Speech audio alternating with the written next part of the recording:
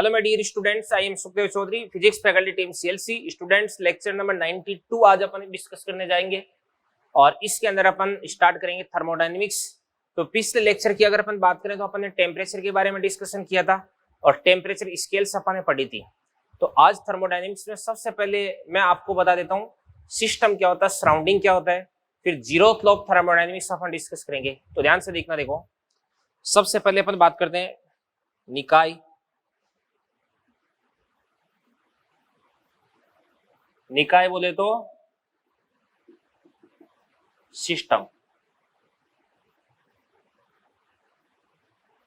निकाय बोले तो सिस्टम क्या होता है। अभी ध्यान से देखना। देखो, कण अथवा कणों का ऐसा समूह है जिसको उष्मागतिक अध्ययन के लिए चुना जाता है, जिसकी अपन स्टडी करने वाले हैं उसको ही अपन क्या बोलते हैं, निकाय बोलते हैं। तो निकाय वो चीज होती है जिसकी अपन स्टडी करते हैं। भाई जैसे मान के चलिए किसी भी बर्तन के अंदर कोई गैस भरी हुई है और इस गैस की अपने को स्टडी करनी है कि इस गैस का टेम्परेचर क्या है, इस गैस का प्रेशर क्या है, इस गैस का वॉल्यूम क्या है, इस गैस के अंदर अणुओं की संख्या कितनी है, मोलों की संख्या कितनी है, इसका घनत्व कितना है, इसकी एंट्रोपी कितनी, इसकी एंथैल्पी कितनी है। तो ये जो गैस है, इस गैस को अपन क्या बोल सकते हैं भाई, सिस्टम बोल सकते हैं, निकाय बोल सकते हैं। ठीक है ना। और मान के चलिएगा किसी भी गिलास के अंदर पानी भरा हुआ है, इस पानी की अपने को स्टडी करनी है तो इस पानी को अपन क्या बोल सकते हैं, निकाय बोल सकते हैं। तो निकाय वो होता है जिसकी स्टडी की जाती है। तो ब्रह्मांड का वह भाग जिसको उष्मागतिक अध्ययन हेतु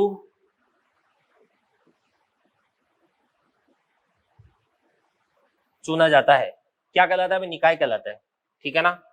अब सुनना, ऐसा निकाय जिसके अंदर कणों की संख्या बहुत कम हो उसको अपन बोलते हैं माइक्रोस्कोपिक सिस्टम, और ऐसा निकाय जिसके अंदर कणों की संख्या बहुत ज्यादा हो उसको अपन बोलते हैं मैक्रोस्कोपिक सिस्टम। क्या बोलते हैं, मैक्रोस्कोपिक सिस्टम।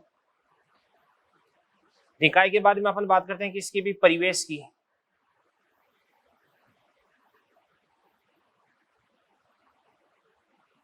सराउंडिंग क्या होता है अभी, परिवेश क्या होता है। देखो, ये अपना जो ब्रह्मांड है, इस ब्रह्मांड की एक छोटे से भाग को तो अपन ने स्टडी के लिए चूज कर लिया है, इसका तो अपन ने चुनाव कर लिया उष्मागतिक अध्ययन के लिए। और जो शेष बचा हुआ भाग है इसको ही अपन क्या बोल सकते हैं भाई, परिवेश बोल सकते हैं। और परिवेश वो भाग होता है जिसके साथ ये निकाय उष्मा या मैटर यानी पदार्थ का आदान प्रदान करता है भी। तो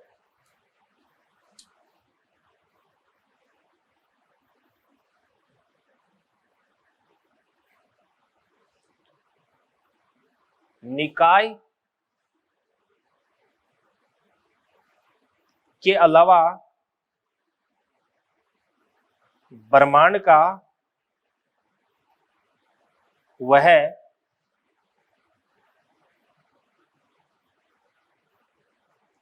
शेष भाग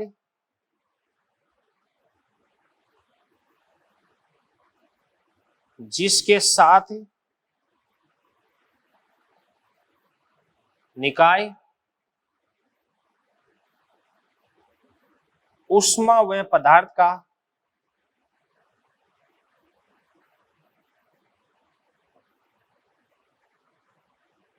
आदान प्रदान करता है, क्या कहलाता है, परिवेश कहलाता है। ठीक है ना। जैसे मान के चलिए किसी भी बर्तन के अंदर गैस भरी हुई है तो वो गैस है, वो तो क्या हो जाएगी, निकाय। बाकी पूरा जो ब्रह्मांड बच गया उसको अपन क्या बोलते हैं, परिवेश बोलते हैं। एक होती है परिसीमा, क्या होती है, परिसीमा, बाउंड्री। तो निकाय और परिवेश इन दोनों को अलग करने वाली जो सीमा उसको अपन परिसीमा बोलते हैं। तो परिसीमा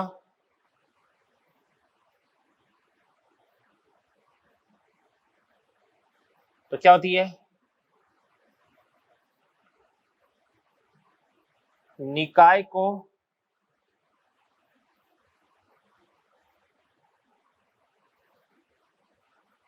परिवेश से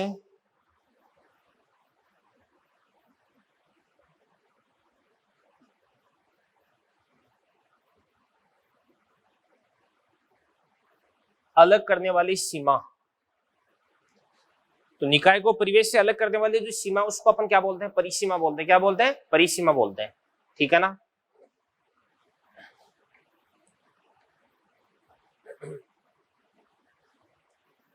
ये बात होगी भी। तो वो बाउंड्री जो उसकी निकाय को परिवेश से अलग करती है उसको अपन क्या बोलते हैं? परिसीमा बोलते हैं। अब कुछ बाउंड्री ऐसी होती है जो क्या करती है भाई, जिसके थ्रू ऊष्मा का आदान प्रदान तो हो सकता है बट पदार्थ का आदान प्रदान नहीं होता है। ठीक है ना। उसको अपन क्या बोलते हैं भाई? चालक बोलते हैं। क्या बोलते हैं? चालक। ठीक है ना। और यानी इसको अपन क्या बोल सकते हैं? डाइथर्मिक बोल सकते हैं। डाइथर्मिक इंग्लिश में बोलते हैं। और कुछ बाउंड्रीज ऐसी होती है जिनसे न तो ऊष्मा का और न ही पदार्थ का आदान प्रदान होता है, उसको अपन क्या बोलते हैं? इसको अपन बोलते हैं एडियाबेटिक। क्या बोलते हैं? Adiabatic boundary.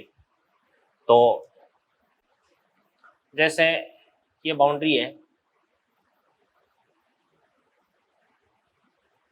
सिंपल इस प्रकार से लाइन से बना दी, इसको अपन बोलते हैं चालक या ऊष्मा पारीय।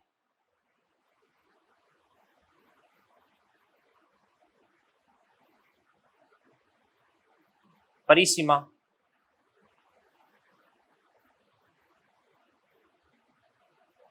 डाइथर्मिक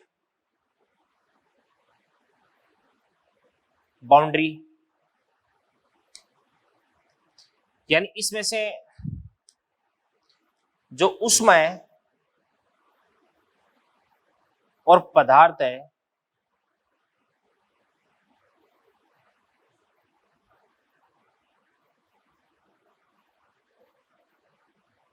ऊष्मा का आदान प्रदान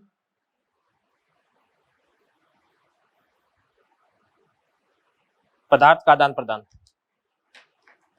तो इसमें से ऊष्मा का आदान प्रदान है वो तो क्या होता है? अभी होता है बट पदार्थ का आदान प्रदान नहीं होता है। ठीक है। और एक अपन बनाते हैं इस प्रकार से यूं,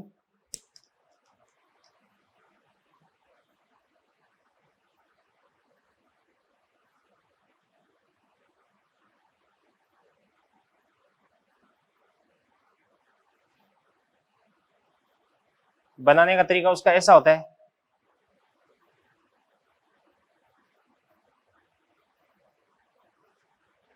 तो इसका नाम होता है ऊष्मारूढ़ परिसीमा।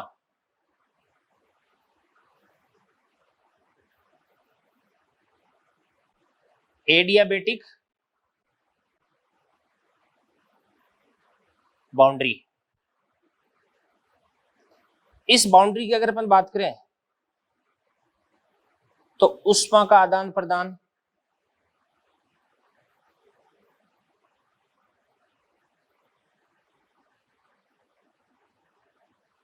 और पदार्थ का आदान प्रदान दोनों ही नहीं होते हैं,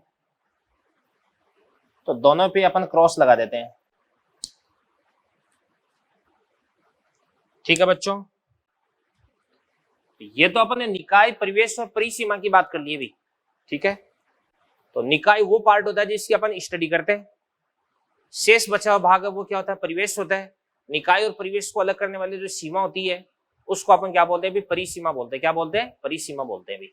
ठीक है। इसके बाद में एक होता है ऊष्मागतिक निर्देशांक या ऊष्मागतिक चर।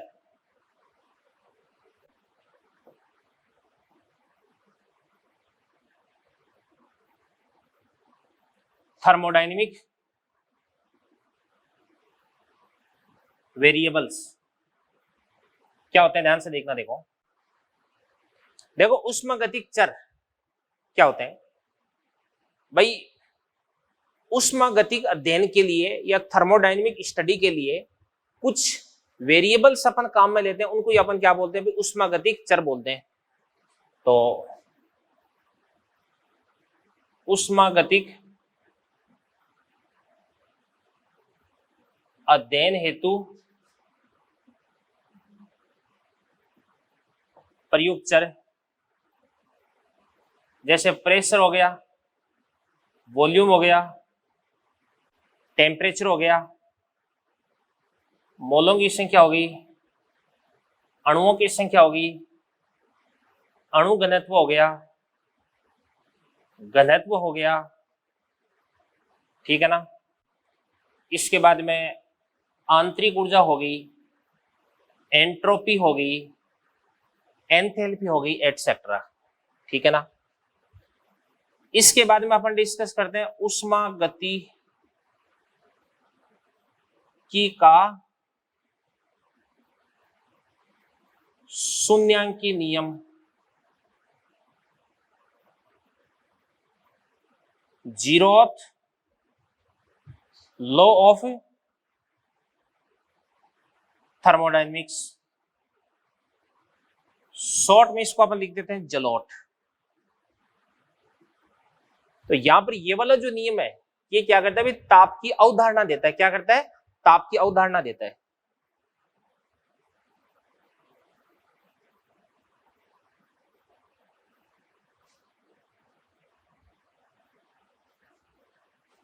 क्या क्या होता है ये नियम, देवदान से देखो। अपने पास इस प्रकार से कोई भी एक बर्तन है,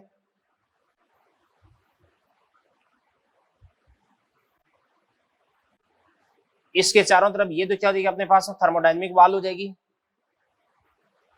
सॉरी एडियाबेटिक वॉल।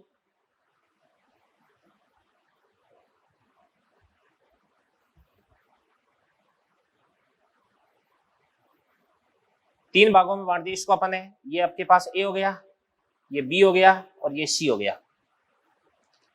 यहां पे ए और बी के बीच में हीट का एक्सचेंज हो सकता है, बी और सी के बीच में भी हीट का एक्सचेंज हो सकता है, बट ए और बी के बीच में तो एडियाबेटिक वॉल है, इस कारण से किसी भी प्रकार की हीट का एक्सचेंज नहीं हो सकता। तो मान के चलिएगा स्टार्टिंग में ए और सी ये दोनों समान तापमान पर नहीं है, तो यहाँ पे ए और सी इन दोनों के बीच में हीट का एक्सचेंज होगा और अल्टीमेटली ए का टेम्परेचर और सी का टेम्परेचर बराबर हो जाएगा, यानी तापीय संतुलन स्थापित हो जाएगा। दोनों के बीच में ऊष्मा के आदान प्रदान से ऐसी स्थिति जनरेट हो जाएगी कि दोनों का तापमान बराबर हो जाएगा और अल्टीमेटली दोनों के बीच में ऊष्मा का प्रवाह रुक जाएगा। तो अपन लिख सकते हैं तापीय संतुलन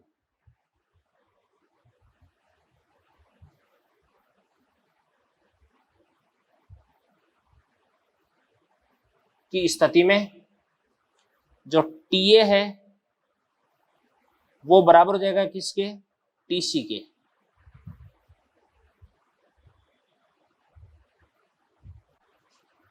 यहां पे बी और सी ये भी मान के इसलिए दोनों अलग अलग तापमान पर है, तो अपन जानते हैं कि ऊष्मा का प्रवाह उच्च ताप से निम्न ताप की ओर होता है, और कब तक होता है, जब तक कि दोनों का तापमान बराबर नहीं हो जाए। तो अल्टीमेटली बी और सी का तापमान भी बराबर हो जाता है, तो अपन लिख देते हैं कि टीबी बराबर क्या देगा आपके पास में, टीसी। तो क्या होता है, तो अल्टीमेटली ए और बी का तापमान भी बराबर हो जाता है, तो अपन बोल देते हैं कि टीए बराबर क्या देगा आपके पास में, टीबी हो जाएगा भी। इसका इसके बराबर, इसका इसके बराबर, इन दोनों के बीच में किसी प्रकार की हीट का एक्सचेंज नहीं हो रहा है, फिर भी यहाँ पर ए और बी इन दोनों का तापमान क्या हो जाता है, बराबर हो जाता है भी। तो ध्यान से देखना देखो बच्चों, ऊष्मा एक प्रकार की ऊर्जा होती है और जो कि हाई टेम्परेचर से लो टेम्परेचर की तरफ फ्लो करती है, यानी टेम्परेचर है ना वही ऊष्मा के प्रवाह की दिशा को निर्धारित करता है। हीट है वो हमेशा हाई टेम्परेचर से लो टेम्परेचर की तरफ फ्लो करती है, ठीक है ना। और जब दोनों वस्तुओं का तापमान बराबर हो जाता है तो इस स्थिति में इन दोनों वस्तुओं के मध्य ऊष्मा का नेट प्रवाह रुक जाता है, यानी किसी भी डायरेक्शन में नेट हीट फ्लो नहीं होता है भी, ठीक है ना। तो ये थर्मोडायनेमिक्स की बेसिक बातें अपन ने पढ़ी है, इनको नोट करें, फिर अपन first law of thermodynamics discuss करते हैं। तो ध्यान से देखना देखो बच्चों, ऊष्मा गतिकी के अंदर, थर्मोडायनेमिक्स के अंदर अब तक अपन ने पढ़ लिया है कि जो निकाय क्या होता है, परिवेश क्या होता है, परिसीमा क्या होती है, परिसीमा कितने प्रकार की होती है ये मैंने आपको बता दिया, और फिर उसके बाद में ऊष्मागतिकी निर्देशांक क्या होता है ये मैंने आपको बता दिया, इसके बाद में ऊष्मागतिकी का जो शून्यांकी नियम है वो मैंने आपको बता दिया है, ठीक है ना। तो चलिए इसके बाद में अपन स्टार्ट करते हैं भाई ऊष्मागतिकी का प्रथम नियम, सबसे इंपॉर्टेंट लो आइए, ठीक है। तो देखते हैं ऊष्मागतिकी का प्रथम नियम। ऊष्मागतिकी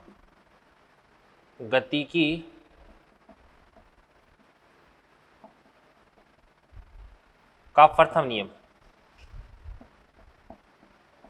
first law of thermodynamics,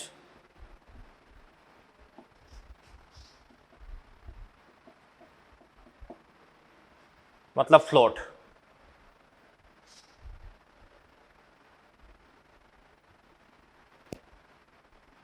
first law of thermodynamics क्या होता है, ध्यान से देखना। देखो देखो सबसे पहली बात है कि ये जो नियम होता है ये ऊर्जा संरक्षण के नियम पर आधारित होता है, ठीक है ना।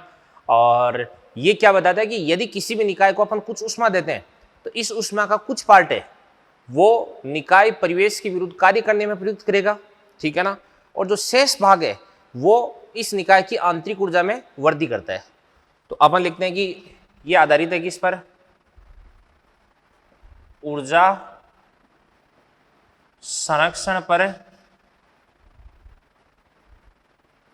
आधारित है।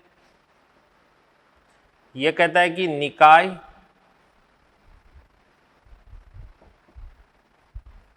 को दी गई ऊष्मा बराबर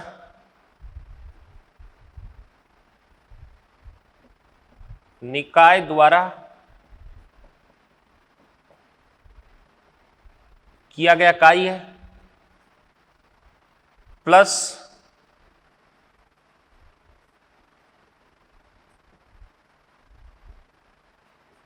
आंतरिक ऊर्जा में वृद्धि।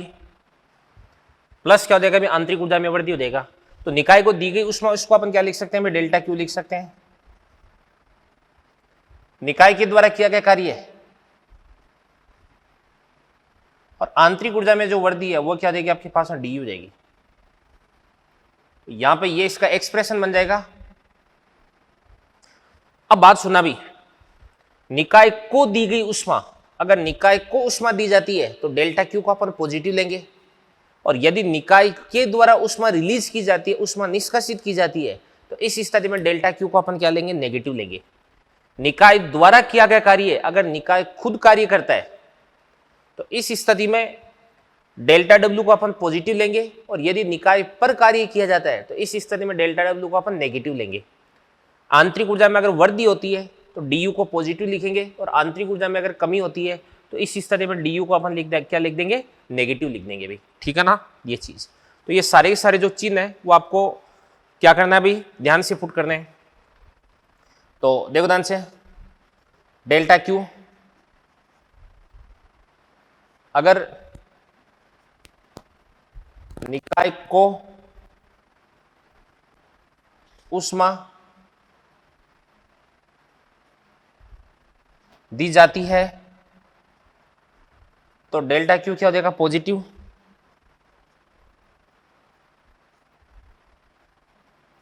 निकाय द्वारा ऊष्मा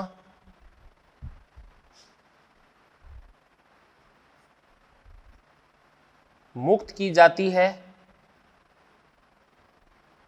तो डेल्टा क्यू क्या हो जाएगा आपके पास, नेगेटिव हो जाएगा। इसके बाद आंसर देखना, देखो डेल्टा डब्ल्यू यानी निकाय द्वारा कार्य किया जाता है तो इस स्थिति में डेल्टा डब्ल्यू वो क्या देगा आपके पास में, पॉजिटिव। और यदि निकाय पर कार्य किया जाता है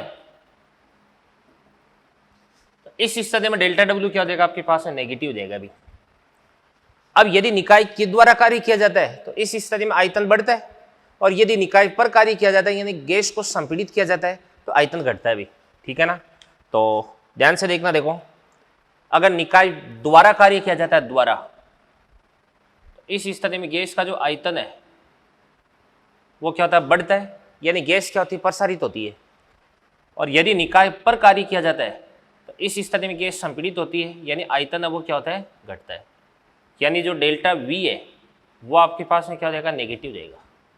और इस स्थिति में आपके पास में जो डेल्टा वी है वो क्या हो जाएगा आपके पास में, पॉजिटिव जाएगा भी, ठीक है ना। और इसके बाद में डी यू की बात करते हैं। du। तो ध्यान से देखना, देखो यदि आंतरिक ऊर्जा में वृद्धि होती है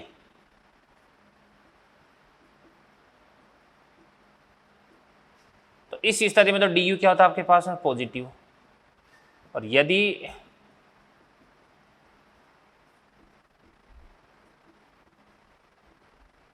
आंतरिक ऊर्जा में कमी होती है तो du क्या होता है आपके पास में नेगेटिव होता है अभी। अब आपको पता है कि आंतरिक ऊर्जा वो किस पे डिपेंड करती है, टेम्परेचर पर डिपेंड करती है आइडियल गैस की। तो आंतरिक ऊर्जा में वृद्धि का मतलब टेम्परेचर में वृद्धि, और आंतरिक ऊर्जा में कमी मतलब टेम्परेचर में कमी।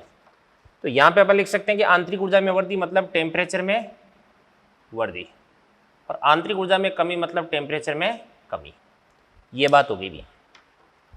तो ये आपके पास है डेल्टा क्यू बराबर delta W plus D you है। इसके अंदर एक तो आपको सारी की सारी जो वैल्यूज है वो एक ही यूनिट के अंदर पुट करनी है, या तो तीनों के मान आप जूल में पुट कर दो और या कैलोरी में पुट कर दो। भाई कुछ हो सकता है कि आपको जूल में दे रखे हैं, कुछ आपको कैलोरी में दे रखे हैं, तो या तो सबको जूल में पुट करो या सबको कैलोरी में पुट करो, ठीक है ना। एक तो इस बात का आपको ध्यान रखना है। एक ही इन तीनों भौतिक राशियों के जो मान है वो आपको चिन्ह के साथ में पुट करने हैं, प्लस माइनस का भी आपको ध्यान रखना, तभी आपको सही आंसर की प्राप्ति हो सकती है भाई, ठीक है ना। ये चीज है भाई, तो ये आपकी समझ में आ गया होगा। तो एक क्वेश्चन के माध्यम से आपको बात समझा देता हूं मैं। क्वेश्चन ध्यान से देखना, देखो एक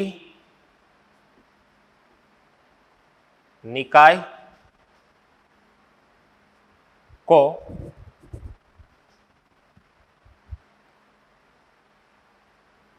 $400 जूल, या इसको लिख देते हैं अपन 100 कैलोरी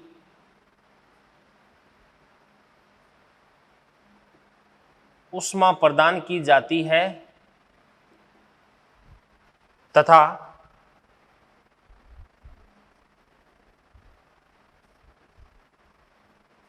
निकाय पर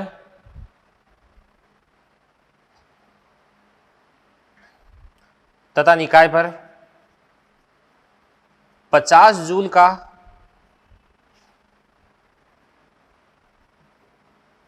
कार्य भी किया जाता है तो आंतरिक ऊर्जा में परिवर्तन आपको याद करना है अभी। तो ध्यान से देखना, देखो निकाय को 100 कैलोरी ऊष्मा प्रदान की जाती है, तो यहां से अपन लिख सकते हैं कि डेल्टा क्यू बराबर, अब 100 कैलोरी है और ये किस में दे रखा आपको जूल में दे रखा है, तो या तो दोनों को कैलोरी में पुट कर दो या दोनों को जूल में पुट कर दो। तो अपन एक काम करते हैं, जूल में कन्वर्ट करते हैं अभी 100 कैलोरी। अब ध्यान से देखना, देखो कैलोरी, एक कैलोरी के अंदर होते हैं 4.2 जूल होते हैं, तो कैलोरी को अपन क्या लिख सकते हैं अभी, इंटू 4.2 जूल, तो कितना देगा आपके पास है 420 जूल हो जाएगा अभी। और इसी प्रकार से जो डेल्टा क्यू है वो प्लस होगा कि माइनस होगा, को 100 कैलोरी ऊष्मा प्रदान की जाती है, तो निकाय को यहाँ पर अपन हीट सप्लाई कर रहे हैं, तो आपके पास में डेल्टा क्यू पॉजिटिव आ जाएगा। और इसी प्रकार से निकाय पर 50 जूल का कार्य कर दिया जाता है, तो डेल्टा डब्ल्यू बराबर कितना देगा आपके पास है 50 जूल। ये प्लस का होगा कि माइनस का होगा, माइनस का, क्योंकि निकाय पर कार्य करेंगे, और निकाय पर कार्य करेंगे तो इस स्थिति में गैस है कंप्रेस होगी, वॉल्यूम घटेगा, और वॉल्यूम घटेगा तो डेल्टा वी है वो नेगेटिव, और इस कारण से डेल्टा डब्ल्यू भी नेगेटिव देगा। तो अपन लिख सकते हैं कि डेल्टा क्यू बराबर डेल्टा डब्ल्यू प्लस क्या हो जाएगा आपके पास है डी यू, तो डेल्टा क्यू बराबर कितना हो जाएगा 420 बराबर डेल्टा डब्ल्यू कितना हो जाएगा माइनस का 50, और प्लस क्या हो जाएगा आपके पास है डी यू देगा। तो यहां से आपके पास है डी यू बराबर कितना हो जाएगा 420 प्लस 50 बराबर कितना हो जाएगा 470 joule,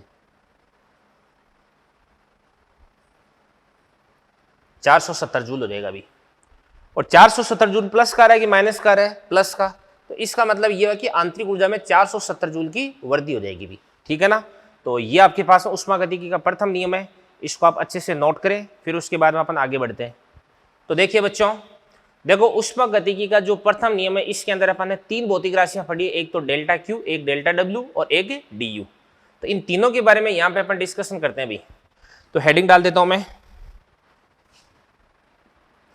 delta Q, delta W और डी यू, इन तीनों के बारे में डिस्कशन करता हूं मैं सबसे पहले। तो देखो ध्यान से, सबसे पहले आपके पास जो डी यू है, ये तो क्या होता है, ये तो होता है अवस्था फलन बोलते हैं, इसको अपन क्या बोलते हैं, अवस्था फलन। अवस्था फलन का मतलब ये हुआ कि केवल और केवल जो डी है ना, केवल प्रारंभिक अवस्था फलन है ये, इसका मतलब ये हुआ कि जो डी है केवल प्रारंभिक तथा अंतिम अवस्था पर निर्भर करता है। तो डीयू केवल प्रारंभिक तथा अंतिम अवस्था पर निर्भर करता है,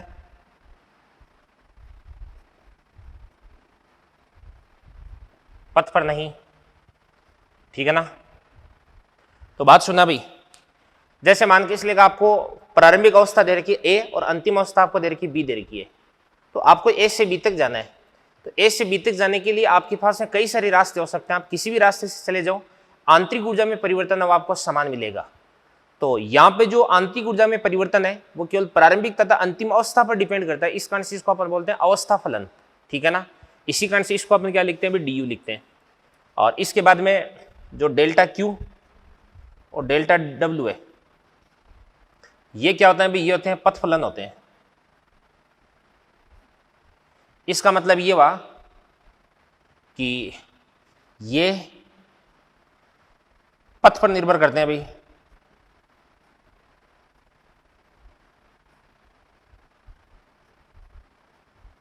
ये पथ पर निर्भर करते हैं। इसका मतलब ये हुआ कि आप है ना, आप प्रारंभिक अवस्था से अंतिम अवस्था तक किस रास्ते से जा रहे हो, आपने ए से बी तक जाने के लिए कौन सा रास्ता चूज किया है, इस बात पे डिपेंड करता है डेल्टा क्यू और डेल्टा डब्ल्यू।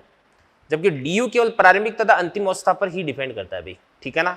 ये बातें मैं आपको आगे डिटेल से ग्राफ के माध्यम से समझाऊंगा भाई। ठीक है बच्चों, चलो इसके बाद में अपन आगे देखते हैं। देखो सबसे पहले अपन यहाँ पे डिस्कस करने जा रहे हैं डी यू, तो आंतरिक ऊर्जा में परिवर्तन। तो ध्यान से देखना, देखो डी यू, इसका फॉर्मूला क्या होता है आपके पास, mu CV into delta T. आप सबको मालूम है, अपन ने लिखा था केटीजी वाले चैप्टर के अंदर सीवी बराबर क्या होता है, R upon gamma minus one. यार पुरानी बातें तो आपको ध्यान में रखनी पड़ेगी भाई। ठीक है ना। तो इसको अपन क्या लिख सकते हैं भाई, म्यू सीवी को अपन क्या लिख सकते हैं, R upon gamma minus one into delta T. ये आपके पास है क्या देगा भाई, डी यू जाएगा। ठीक है ना। इसके बाद में देखो अपन जानते हैं कि पीवी बराबर क्या होता है, म्यू आर टी होता है। ठीक है ना।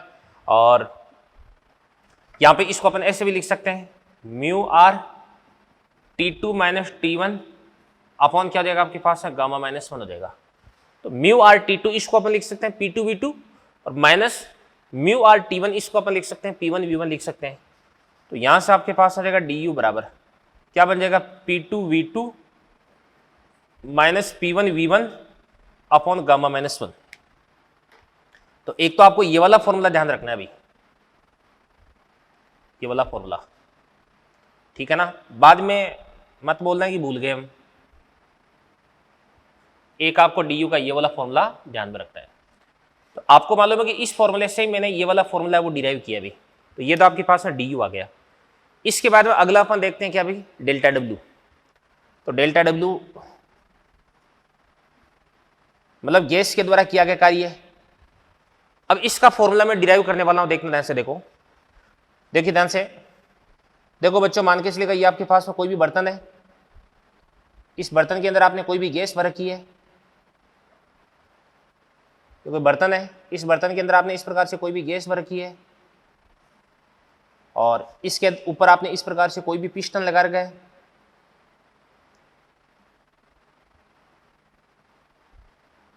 ठीक है ना। इसके ऊपर आपने इस प्रकार से कोई भी पिस्टन लगा दिया।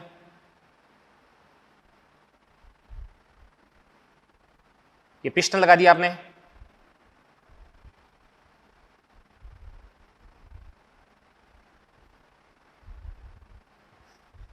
ये पिस्टन लगा दिया।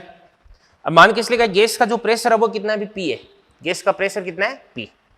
और ये जो पिस्टन है, इस पिस्टन का जो क्रॉस सेक्शनल एरिया है वो कितना हो जाएगा आपके पास है, ए। और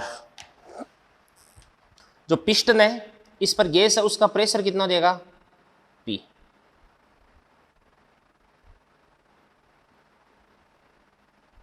यानी ऊपर की तरफ ये जो गैस है इस पिस्टन पे प्रेशर लगा रही P। अब गैस के प्रेशर की वजह से यहां पे जो पिस्टन है मान के चलेगा ऊपर की तरफ थोड़ा सा शिफ्ट हो जाता है, और कितना शिफ्ट हो जाता है भाई, dx शिफ्ट हो जाता है।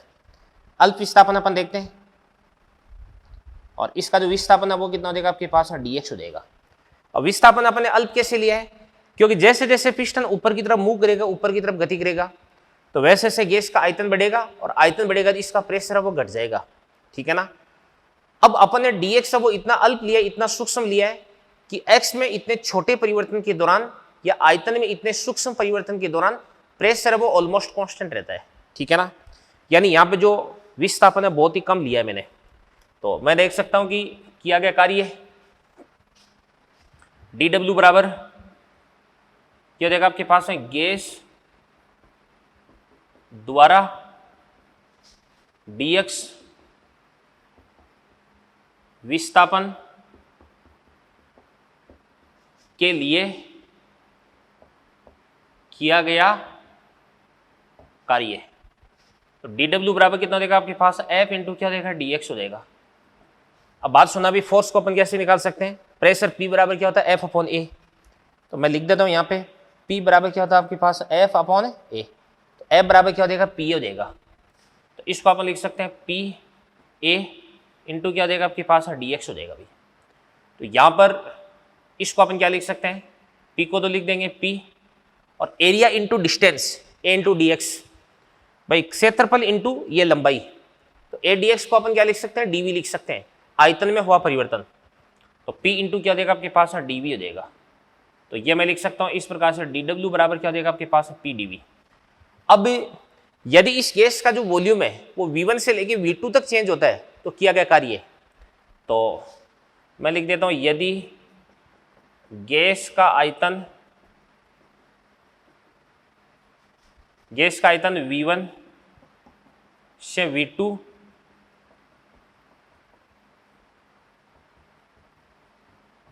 परिवर्तित होता है, तो आपके पास डेल्टा W बराबर क्या देगा, इंटीग्रेशन कर देंगे अपन P dv का, वॉल्यूम अपन ले लेंगे V1 से लेकर के V2 तक, ठीक है ना। तो डेल्टा W बराबर क्या देगा आपके पास, integration of P dv from V1 to V2, ठीक है ना। अब इंटीग्रेशन का मतलब क्या होता है, इंटीग्रेशन का मतलब होता है एरिया होता है। तो यहां पे इसको अपन लिख सकते हैं P का V के सापेक्ष V1 से V2 तक समाकलन। तो P का V के सापेक्ष V1 से लेके V2 तक क्या हो जाएगा आपके पास, समाकलन हो जाएगा, ओके। और या इसको अपन क्या लिख सकते हैं भाई, PV वक्र तथा Vx के मध्य का एरिया।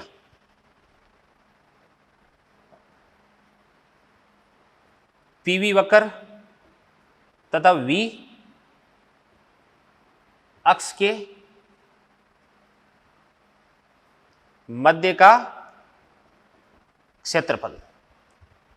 अब बात सुनना भी, मान के चलिए आपको P और V के बीच में ग्राफ दे रखा है इस प्रकार से, यूं ये V हो गया, ये P हो गया, ये P हो गया, ये आपके पास में V हो गया, और मान के चलिएगा P और V के बीच में ग्राफ दे रखा है इस प्रकार से, यूं इस प्रकार से यूं ग्राफ दे रखा है P और V के बीच में। अब यहां पर तो मान के चलिएगा जो प्रारंभिक आयतन है वो कितना है, V1 है, और यहां पर जो अंतिम आयतन है वो कितना देगा आपके पास में, V2 देगा। तो आप तो देख लो कि ये P और V के बीच में ग्राफ है, और ये आपके पास Vx है, तो PV वक्र तथा Vx के मध्य का एरिया आपको निकालना है। तो ये वाला एरिया आपको निकालना है इस प्रकार से, रेड कलर से जो शेडेड एरिया है, और ये वाला जो एरिया है, ये एरिया किसको बताएगा भाई, डेल्टा W को बताएगा। तो ये जो एरिया है, क्षेत्रफल है, वही किसको बताएगा, बताओ, इस गैस के द्वारा किए गए कार्य को बताएगा, ठीक है भाई। अब ध्यान से देखना, देखो तीर का निशान अगर मैं इस प्रकार से ऊपर की तरफ लगा देता हूं, तो इसका मतलब हुआ कि गैस है वो V1 से V2 तक जा रही है, यानी V2 है वो V1 से बड़ा है, यानी गैस है वो क्या हो रही है, प्रसारित हो रही है। और गैस अगर प्रसारित होती है तो इस स्थिति में गैस के द्वारा किया गया कार्य क्या होता है, पॉजिटिव होता है। तो वर्क डन उसको अपन क्या लिख देंगे, पॉजिटिव लिख देंगे। और अगर मान के चलिएगा तीर का निशान में उल्टा लगा देता हूं, इसका मतलब गैस संपीड़ित हो रही है, और गैस अगर संपीड़ित हो रही है तो इसका वॉल्यूम घट रहा है, और वॉल्यूम घट रहा है, तो इस स्थिति में गैस के द्वारा किया गया कार्य क्या होता है, नेगेटिव होता है भाई। ठीक है ना, ये चीज हो गई भी। तो इन सारी की सारी चीजों को नोट करें, बड़ी इंपॉर्टेंट चीजें हैं।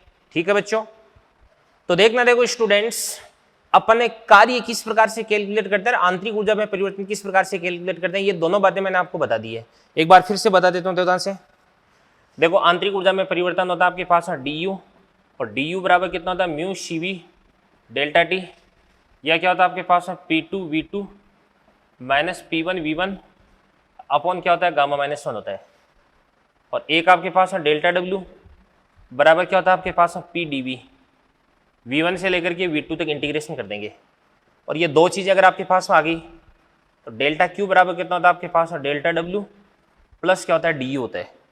तो डेल्टा डब्ल्यू यहाँ से कैलकुलेट करके पुट कर देंगे और डी यहाँ से कैलकुलेट करके अपन पुट कर देंगे, तो आपके पास में यहाँ पे डेल्टा क्यू आ जाएगा भी। ठीक है ना, तो मेरे हिसाब से कोई दिक्कत नहीं होनी चाहिए किसी को भी। ओके, चलो आगे बढ़ते हैं फिर अपन। ये बातें तो होगी, इसके बाद सुनो ध्यान से देखना। देखो जैसे मान के इसलिए ये आपके पास में कोई भी प्रोसेस है, इसको अपन बोलते हैं यहाँ पे P और यहाँ पर अपन बोलते हैं V, और इसके बाद में ये आपके पास में पॉइंट हो जाएगा A और ये आपके पास में पॉइंट हो जाएगा B। तो A से B तक आपको जाना है अभी। तो A से B तक जाने के लिए एक तो सीधा इस प्रकार से जा सकते हैं प्रेशर को कांस्टेंट रखते हुए, और एक इस प्रकार से ये वाला रास्ता आपने चूज किया है, एक आपने ये वाला रास्ता चूज किया है। तो इस प्रोसेस को अपन बोलते हैं फर्स्ट, इसको अपन बोलते हैं सेकंड, और इसको अपन बोलते हैं इस प्रकार से थर्ड। ठीक है ना, तो ये फर्स्ट हो गया, सेकंड हो गया, थर्ड हो गया। अब इन तीनों प्रक्रमों के लिए डेल्टा क्यू, डेल्टा डब्ल्यू और डी यू, इन तीनों को आपको कंपेयर करना है अभी। तो मैंने आपको पहले बोल दिया कि प्रोसेस फर्स्ट, सेकंड और थर्ड तीनों ए से स्टार्ट हो गए बी तक जा रहे हैं। तो तीनों प्रक्रमों की प्रारंभिक और अंतिम अवस्था समान है, और यदि प्रारंभिक और अंतिम अवस्था समान होगी तो इस स्थिति में आपके पास में जो डी यू है वो तीनों के लिए सेम हो जाएगा। तो अपन लिख सकते हैं कि यहाँ पर आपके पास डी यू फर्स्ट बराबर क्या हो जाएगा आपके पास डी यू सेकेंड बराबर क्या हो जाएगा आपके पास डी यू ये थर्ड हो जाएगा। ओके, इसके बाद हम अपन बात करते हैं कि इसके डेल्टा डब्ल्यू की बात करते हैं। तो delta W first, delta W second और ये आपके पास है डेल्टा डब्ल्यू थर्ड। और फिर उसके बाद हम अपन बात करते हैं कि इसकी डेल्टा क्यू की बात करते हैं। तो delta Q first, delta Q second और डेल्टा क्यू थर्ड। अब सुनना ध्यान से देखना, देखो भाई ए से लेके बी तक आपको जाना है प्रोसेस फर्स्ट, सेकेंड और थर्ड इनके द्वारा।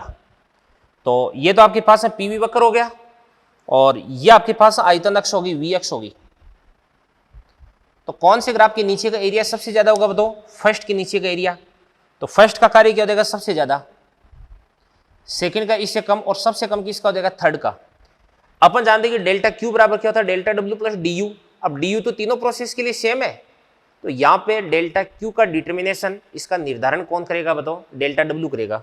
तो डेल्टा डब्ल्यू फर्स्ट के लिए सबसे बड़ा, तो डेल्टा क्यू भी फर्स्ट के लिए सबसे बड़ा हो जाएगा अभी। ठीक है ना, ये चीज होगी।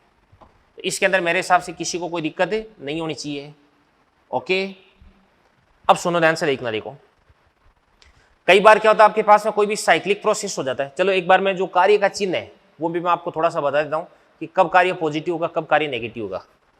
तो देखो ध्यान से, ये P, ये V, ये P, ये V,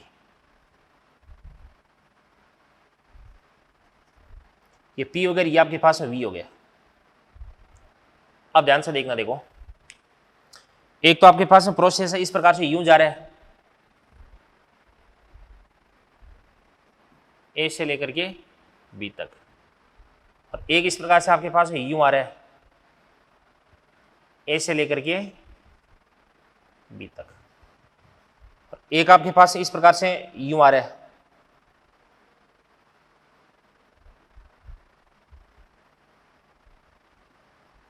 ए से लेकर के बी तक। तो देखिए बच्चों, यहां पर अपन देख सकते हैं कि ए से लेकर बी तक ए पे वॉल्यूम है वो कम है और बी पे वॉल्यूम ज्यादा है, तो यहाँ पे वॉल्यूम बढ़ रहा है, इसका मतलब गैस वो प्रसारित हो रही है। तो गैस के द्वारा किया गया कार्य क्या हो जाएगा, पॉजिटिव रहेगा। तो यहाँ पर अपन बोल सकते हैं कि इसके अंदर वॉल्यूम बढ़ रहा है, वॉल्यूम बढ़ रहा है मतलब डेल्टा वी क्या हो जाएगा आपके पास में, पॉजिटिव, इस स्थिति में डेल्टा क्यू है वो भी क्या देगा आपके पास है, पॉजिटिव देगा भी। इसी प्रकार से यहां पर अपन बोल सकते हैं कि ए से बी जा रहे हैं, तो ए पे वॉल्यूम ज्यादा, बी पे वॉल्यूम कम, तो यहां पे जो वॉल्यूम है वो क्या हो रहा है, घट रहा है। तो जो डेल्टा वी है, डेल्टा वी क्या आपके पास में बताओ, नेगेटिव। तो इस स्थिति में डेल्टा क्यू भी क्या देगा आपके पास में, नेगेटिव देगा भी। अब यहां पर अपन ए से बी तक की बात करते हैं, तो ए से बी तक तो वॉल्यूम कांस्टेंट है, तो वॉल्यूम हो जाएगा आपके पास में कांस्टेंट, और जो डेल्टा वी है वो कितना देगा आपके पास में, 0। तो यहां पर डेल्टा क्यू, डेल्टा वी 0, अरे डेल्टा डब्ल्यू की बात करनी थी आपको, डेल्टा डब्ल्यू की बात कर रहे हैं यार अपन। तो आपके पास में जो डेल्टा डब्ल्यू है वो भी क्या देगा भी, 0 देगा। तो इस प्रोसेस के अंदर गैस है वो पॉजिटिव कार्य करती है, इस स्थिति में गैस नेगेटिव कार्य करती है, इस स्थिति में गैस है उसके द्वारा किया गया कार्य कितना होता है, 0 होता है। क्योंकि वॉल्यूम ही अगर कांस्टेंट है, इसका मतलब पिस्टन स्थिर है, पिस्टन का विस्थापन 0। अपन जानते हैं कार्य बराबर क्या होता है, बल गुणा विस्थापन, और विस्थापन ही अगर 0 हो गया तो कार्य भी कितना देगा, 0। ठीक है ना। इसके बाद में यहां पर मैं आपको बताता हूं चक्रीय प्रक्रम। चक्रीय प्रक्रम में किया क्या कार्य, तो ध्यान से देखना। देखो चक्रीय प्रक्रम की अपन बात करते हैं। सबसे पहली बात है कि चक्रीय प्रक्रम क्या होता है अभी, यहां पे पी को लेते हैं, यहां पे वी को लेते हैं। बताओ चक्रीय प्रक्रम क्या होता है। चक्रीय प्रक्रम एक ऐसा प्रक्रम होता है जिसका प्रारंभिक बिंदु और अंतिम बिंदु समान होता है अभी, यानी इनिशियल और फाइनल क्या होते हैं, सेम होते हैं। जहां से स्टार्ट होता है वहीं पे वापस एंड हो जाता है। ठीक है ना। तो चलो अपन प्रोसेस बनाते हैं इस प्रकार से। यूं देखो, कोई प्रोसेस है जो कि यहां से यहां तक जाता है, ठीक है, ये ए हो गया और ये आपके पास है बी हो गया। तो सबसे पहले ये ए से बी तक जाता है और फिर उसके बाद ये बी से वापस ए तक आ जाता है। तो ये आपके पास है क्या हो जाएगा, ए बी, इसको अपन बोलेंगे पी और इसको अपन क्या बोलेंगे, क्यू बोल देंगे। तो ए से बी तक जाना और बी से वापस ए तक आना, तो यहां पे प्रारंभिक स्थिति भी ए हो जाएगी और अंतिम स्थिति भी ए हो जाएगी। ठीक है ना। तो इसको अपन क्या बोल सकते हैं, साइक्लिक प्रोसेस बोल सकते हैं। अब सबसे पहले अपन बोलते हैं कि यहां पर प्रारंभिक स्थिति और अंतिम स्थिति समान है, तो टेम्परेचर इसके अंदर किसी प्रकार का कोई परिवर्तन होगा नहीं और तापमान में परिवर्तन नहीं होगा। तो इस स्थिति में आंतरिक ऊर्जा में परिवर्तन भी 0 हो जाएगा। और वैसे भी आंतरिक ऊर्जा तो आपको पता है कि अवस्था फलन होती है, प्रारंभिक और अंतिम अवस्था समान होगी तो आंतरिक ऊर्जा भी समान हो जाएगी। तो अपन बोल सकते हैं कि यहां पर जो इनिशियल और जो फाइनल है वो क्या भी सेम है, और इस कारण से जो टी इनिशियल और टी फाइनल क्या देगा आपके पास है, सेम हो जाएगा। यानी आपके पास जो डेल्टा टी है वो कितना हो जाएगा, 0 देगा। यानी अपन लिख सकते हैं कि यहां पर आपके पास जो डी यू है वो भी कितना हो जाएगा, 0। तो एक चक्रीय प्रक्रम के लिए आंतरिक ऊर्जा में परिवर्तन कितना होता है बच्चों, 0 होता है भी। ठीक है ना, ये बात आपको ध्यान रखनी है। इसके बाद में आगे बढ़ते हैं अपन। देखो अपन सबसे पहले इसको यहां से इसको यहां से मिला देते हैं, तो पी क्यू, इसको अपन बोल देते हैं आर बोल देते हैं और इसको अपन एस बोल देते हैं। अगर आपको इस एपीबी इस प्रोसेस के लिए कार्य ज्ञात करना है, तो एपीबी प्रोसेस के लिए अगर आपको कार्य ज्ञात करना है तो इस एपीबी के नीचे का आपको टोटल एरिया निकालना पड़ेगा भाई। तो इसके नीचे का ये वाला एरिया आ जाएगा। देखो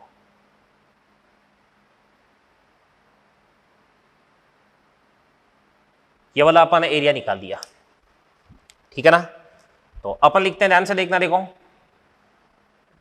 डेल्टा डब्ल्यू किसके लिए, एपीबी। आपको बताया कि ए से लेके बी तक गैस है प्रसारित हो रही है, प्रसारित हो रही है तो किया गया कार्य पॉजिटिव देगा। और कैसे निकाल सकते हैं भी, इसके नीचे का एरिया, तो बराबर क्या हो जाएगा आपके पास, एरिया कौन सा, ये प्लस का चिन्ह तो आ ही जाएगा इसके अंदर, प्लस का एरिया कौन सा हो जाएगा आपके पास में, A P B S R B, A P B S R A. और इसके बाद में ध्यान से देखना, देखो बी से ए तक का कार्य ज्ञात करते हैं। Delta W B Q A बराबर, ये आपके पास हो जाएगा एरिया, कौन सा जगह आपके पास है, ये वाला एरिया निकाल देंगे। देखो इस बी क्यू ए के नीचे का एरिया,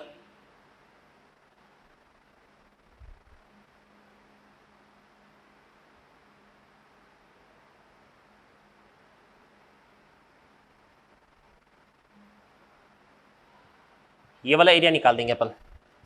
तो इस एरिया का नाम क्या देगा आपके पास है, area B Q A R S B, और ये वाला जो कार्य है वो नेगेटिव हो जाएगा। क्यों भाई, क्योंकि बी से लेके ए तक गैस और संपीड़ित हो रही है। और अगर आपको कुल कार्य ज्ञात करना है तो डेल्टा डब्ल्यू ज्ञात करना है, तो बराबर क्या हो जाएगा आपके पास, ध्यान से देखना। देखो delta W A P B यानी प्रसार का कार्य plus delta W B Q A यानी संपीड़न का कार्य। अब ये तो आपके पास है पॉजिटिव, ये आपके पास है नेगेटिव है, तो दोनों को क्या कर देंगे, माइनस कर देंगे। अब इस ग्राफ के नीचे का पूरा एरिया और इसमें से ये वाला एरिया अगर अपन माइनस कर देंगे तो इसके नीचे का यानी बाहर वाला जो एरिया वो तो प्लस माइनस होकर के कैंसिल आउट हो जाएगा, केवल इसके अंदर का जो एरिया है वही आपके पास में बचेगा। बराबर क्या हो जाएगा आपके पास में, डेल्टा डब्ल्यू बराबर क्या हो जाएगा आपके पास में, ध्यान से देखना। देखो एरिया, कौन सा area, area A P B Q A, A P B Q A, यानी इसको अपन बोल सकते हैं चक्रीय प्रक्रम का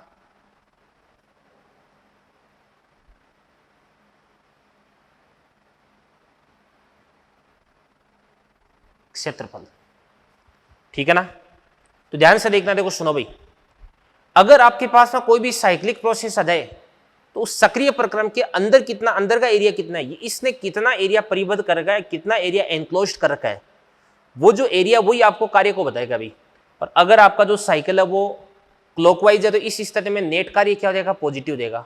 और यदि आपका जो साइकिल है वो क्या भी एंटी क्लॉकवाइज है तो इस स्थिति में नेट कार्य क्या हो जाएगा, नेगेटिव देगा भाई। ठीक है ना, तो अपन लिख सकते हैं, ध्यान से देखना। देखो अगर आपका जो साइकिल है,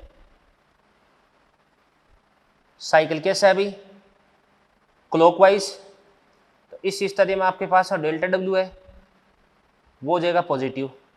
और अगर ये आपके पास एंटी क्लॉकवाइज तो इस स्थिति में डेल्टा डब्ल्यू क्या हो जाएगा आपके पास में, नेगेटिव देगा भाई। ठीक है ना, तो ये सारी चीजें नोट करें, बहुत ही इंपॉर्टेंट बातें हैं, बहुत काम आएगी आगे। चलिए बच्चों, इसके बाद में अपन एक क्वेश्चन देखते हैं। हेलो हेलो हेलो हेलो, चलिए बच्चों, इसके बाद में अपन एक क्वेश्चन देखते हैं और उसके बाद में आज का लेक्चर अपन फिनिश करते हैं। तो देखिएगा ध्यान से। देखो अपने को मोनो एटॉमिक गैस के लिए पीवी वक्र दिया गया है, डी यू, डेल्टा डब्ल्यू तथा डेल्टा क्यू आपको याद करना है। प्रोसेस है वो ए से लेके बी तक जा रहा है। ए का प्रेशर 2 पी नॉट, वॉल्यूम कितना हो जाएगा, वी नॉट हो जाएगा। बी का जो प्रेशर है वो 4 पी नॉट और वॉल्यूम कितना हो जाएगा आपके पास, 4 वी नॉट हो जाएगा। तो आपको क्या करना है, इसके लिए डी यू, डेल्टा क्यू तथा डेल्टा डब्ल्यू तथा डेल्टा क्यू याद करना है। तो सबसे पहले चलो डी यू याद करते हैं अपन। तो यहाँ पे लिख देता हूँ मैं सॉल्यूशन। तो देखिए सबसे पहले डी यू, तो डी यू बराबर कितना होता है बताओ, ये होता है आपके पास P2V2 माइनस P1V1 अपॉन क्या होता है गामा माइनस 1। तो P2V2 कितना देगा, बी का 4 P नॉट 4 V नॉट, तो कितना देगा आपके पास 16 P not V not minus P1V1, तो कितना देगा आपके पास 2 P नॉट V नॉट हो जाएगा ए का। तो ए का कितना देगा 2 P not V not upon gamma minus 1। तो ध्यान से देखना। देखो यहाँ पे गामा कितना देगा इस मोनो एटॉमिक गैस के लिए 5/3, तो 5/3 माइनस क्या देगा आपके पास 1 हो जाएगा बराबर 16 P not V not minus कितना देगा 2 P नॉट V नॉट, तो बराबर कितना देगा आपके पास 14 P नॉट V नॉट और 5/3 माइनस 1, तो इसको अपन बोलेंगे 14 P नॉट V नॉट और 5/3 माइनस 1 कितना देगा आपके पास 2/3, तो 2 बटा ये आपके पास 3 हो गया अभी। तो 14/2 कितना देगा 7 और 7 × 3 कितना देगा आपके पास 21 हो जाएगा। तो यहाँ से आपके पास डी यू बराबर प्लस का 21 P नॉट V नॉट हो गया। इसके बाद अपन ज्ञात करते हैं भाई डेल्टा डब्ल्यू ज्ञात करते हैं। तो डेल्टा डब्ल्यू कैसे निकाल सकते हैं, इसके नीचे का एरिया, तो ये तो आपके पास में पीवी वक्र हो गया, और इसके नीचे का ये वाला एरिया है, ये एरिया अपन कैलकुलेट कर लेते हैं। अभी इसके नीचे का एरिया, तो ये आपके पास है क्या बन रहा है कि ट्रेपेजियम बन रहा है, एक समलंब चतुर्भुज बन रहा है। तो इसका एरिया कैसे निकालते हैं, 1/2 इंटू समांतर भुजाओं का योग इंटू इनके मध्य की दूरी। तो इसको अपन लिख सकते हैं 1/2 इंटू समांतर भुजाओं का योग। तो ये वाली भुजा कितने देगी, 2p0, और ये कितने देगी, 4p0 देगी। तो 2p0 प्लस क्या देगी आपके पास, 4p0, समांतर भुजाओं का योग इंटू इनके बीच की दूरी। तो बीच की दूरी कितने देगी, 4v0 माइनस क्या देगा आपके पास, v0 देगा। तो बराबर 2p0 प्लस 4p0 कितना देगा, 6p0। तो 6p0 बटे कितना देगा आपके पास, 2, और इंटू 4v0 माइनस v0 बराबर कितना देगा, 3v0 देगा। तो 6/2 कितना देगा, 3, 3 3 कितना देगा आपके पास, 9। तो यहाँ से आपके पास है डेल्टा डब्ल्यू बराबर क्या देगा आपके पास, प्लस का 9p0 v0। तो यहाँ से आपके पास है डेल्टा क्यू बराबर क्या होता है, डेल्टा डब्ल्यू प्लस क्या होता है, डी होता है। तो यहाँ से डेल्टा डब्ल्यू बराबर कितना देगा अभी, 9p0 v0 प्लस का प्लस डी यू बराबर कितना देगा आपके पास, 21p0 v0। तो यहाँ से 21 और 9 कितना देगा आपके पास है, 30p0 v0 देगा, और ये भी किसका देगा, प्लस का देगा। ठीक है ना। तो आज मैंने आपको जितना भी पढ़ाया इसको आप बहुत अच्छे से तैयार करके आना अगले लेक्चर पर। और अगले लेक्चर पर यहाँ पे आज के लेक्चर में मैंने आपको जो बातें बताई है वही बातें काम में आने वाली है भी। तो ठीक है बच्चों, इन सब चीज़ों को नोट करें। Thank you very much, all the best, मिलते हैं अगले लेक्चर पर।